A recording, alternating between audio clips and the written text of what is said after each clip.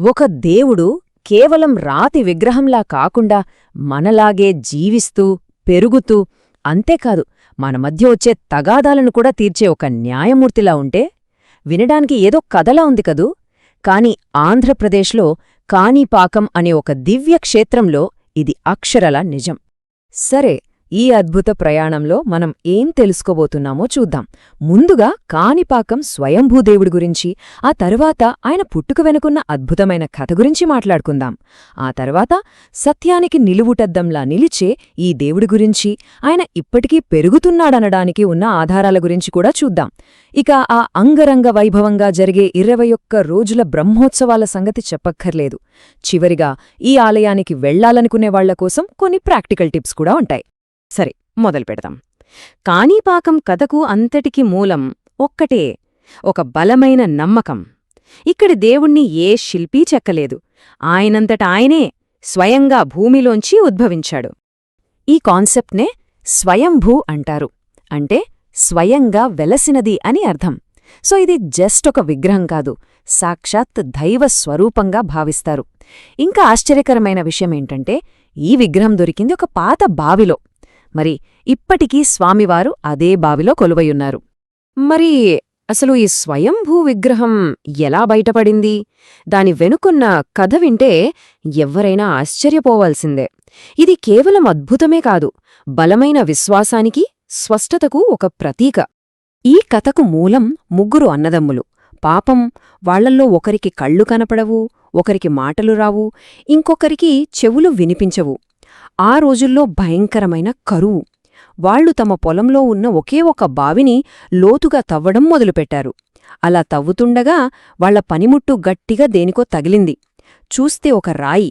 కాని ఆ వెంటనే ఆ రాయిలోంచి రక్తం ధారగా కారడం మొదలైంది. ఆ బావినీళ్లన్నీ ఎర్రగా మారిపోయాయి. ఆ పవిత్రమైన నీళ్లు వాళ్లమీద పడటంతోనే వాళ్ల వైకల్యాలన్నీ మాయం. అందరూ చూస్తుండగానే ఆ బావిలోంచి సాక్షాత్తు వినాయకస్వామి విగ్రహం పైకి వచ్చింది. ఆ జరిగిన అద్భుతం వల్లే ఆ ప్రాంతానికి కాణిపాకం అని పేరు స్థిరపడిపోయింది. కాని అంటే ఎకరం పావు భూమి, పాకమంటే నీటి ప్రవాహం, అంటే ఆ బావిలోంచి వచ్చిన పుణ్యజలాలతో తడిసిన భూమి అని అర్థం. అయితే కాణిపాకం మహిమలో కేవలం ఆ అద్భుతాలతోనే ఆగిపోలేదు. ఈ ఆలయానికి మరో ప్రత్యేకత కూడా ఉంది. ఇది ఒక రకంగా చెప్పాలంటే ఒక దైవిక న్యాయస్థానం లాంటిది. ఇక్కడి వినాయకుడిని సత్య ప్రమాణాల దేవుడు అని పిలుస్తారు. ఏళ్ల తరబడి పరిష్కారం కాని గొడవలు, వివాదాలు కూడా ఇక్కడికొస్తే పరిష్కారం అవుతాయని ఒక గట్టి నమ్మకం. శతాబ్దాలుగా ప్రజలు తమ నిజాయితీని నిరూపించుకోవడానికి ఇక్కడికొచ్చి స్వామివారి ముందు ప్రమాణం చేస్తూనే ఉన్నారు. ఎందుకంటే ఇక్కడ అబద్ధం చెబితే సాక్షాత్తు ఆ స్వామి శిక్షిస్తాడని ప్రజలు బలంగా నమ్ముతారు. ఈ సత్యప్రమాణం చేసే ప్రక్రియ కూడా చాలా పవిత్రంగా ఉంటుంది. మొదట ఆలయ కోనేరులో స్నానం చెయ్యాలి. ఆ తరువాత తడిబట్టలతోనే నేరుగా గర్భగుడిలోకి వెళ్ళాలి. అక్కడ స్వామివారి ముందు దీపం ఆర్పి తమ నిర్దోషిత్వాన్ని నిరూపించుకోవాలి. ఈ ప్రమాణంలో ఎవరైనా అబద్ధం చెబితే వాళ్లకు దైవశిక్ష తప్పదని భక్తుల ప్రగాఢ విశ్వాసం. ఈ నమ్మకం ఎంత బలంగా వేళ్లూనుకుపోయిందంటే ఈ రోజుల్లో కూడా అక్కడ లోకల్ పాలిటిక్స్లో కూడా ఇది కనిపిస్తుంది. రాజకీయ నాయకులు కూడా ఒకరినొకరు సవాలు విసురుకుంటారు. ఎలాగంటే, నువ్వు చెప్పేది నిజమైతే కాణిపాకం రా, ప్రమాణం చేద్దాం చూద్దామని. సరే, కాణిపాకంలో అద్భుతాలు కేవలం పాత కథలే అనుకుంటే పొరపాటే. అస్సలు సిసలైన అద్భుతం ఇప్పటికీ మన కళ్ల ముందే జరుగుతోంది. అదేంటో తెలుసా? ఇక్కడి వినాయకుడి విగ్రహం ఇప్పటికీ పెరుగుతూనే ఉంది. అవును, విగ్రహం పెరుగుతోంది.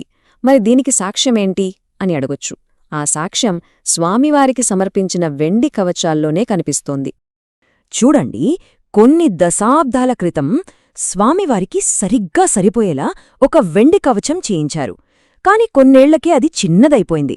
సరే అని మళ్లీ కొత్త కవచం చేయించారు. ఇప్పుడు అది కూడా సరిపోవట్లేదు. భక్తులకైతే మాత్రం ఇది జీవించే దేవుడికి ఇంతకన్నా పెద్ద నిదర్శనమేముంటుంది చెప్పండి? ఈ ఆలయంలోని జీవకళకు, ఆ చైతన్యానికి అసలైన పరాకాష్ట ఎప్పుడు చూడొచ్చంటే ప్రతి సంవత్సరం జరిగే వార్షిక బ్రహ్మోత్సవాలప్పుడే.